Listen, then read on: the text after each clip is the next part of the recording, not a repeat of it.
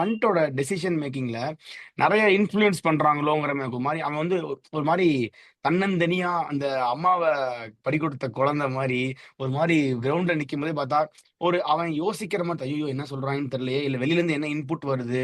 அத அனலைஸ் பண்ணி அத எக்ஸிக்யூட் பண்ணவா? இல்ல நான் மைண்ட்ல வச்சிருக்கிறத எக்ஸிக்யூட் பண்ணவா?" அப்படின்னு நெறைய குழப்பங்களுக்கு மத்தியில இருக்கிற மாரி எனக்கு ஒரு ஃபீல் ஆகுது. இல்லடா, இல்ல ஆஸ் அ கேப்டன் நீ வந்து தனியா டிசிஷன் எடுத்துதான் ஆகணும். நீ வந்து டிபெண்ட் பண்ணியிருக்கலாம்.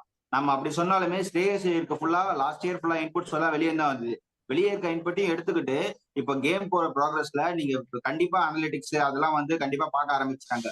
ஸோ அந்த ட்ரெஸ்ஸிங் ரூம்ல இருக்க இன்புட்ஸும் வாங்கிட்டு, நீ இன்ஸ்டிங்டிவா என்ன டிசிஷன் எடுக்கன்றது முக்கியம். ஸோ அந்த டிசிஷன் ஏன் பண்ட்டுக்கு வர மாட்டேங்குதுன்னா, அவருக்கு வந்து கான்ஃபிடன்ஸ் கிடையாது. நம்ம வந்து பேட்டிங் ஒழுங்கா இல்ல. நம்ம இந்த டிசிஷனும் தப்பா எடுத்துட்டு நம்ம மேல இருக்குன்னு சொல்லிட்டு. ஸோ பேசிக்கா இப்போ என்ன சொல்றது? ப்ராபப்ளி இப்போ பண்ட் வந்து பயங்கரமான ஃபார்ம்ல இருந்து பயங்கரமான கேப்டன் டிசிஷன் இருந்தா, சுப்மன் கில்ல விட அதிகமா பண்ட்டுக்கு தான் வந்திருக்கும். நெறைய chances because of his test experience.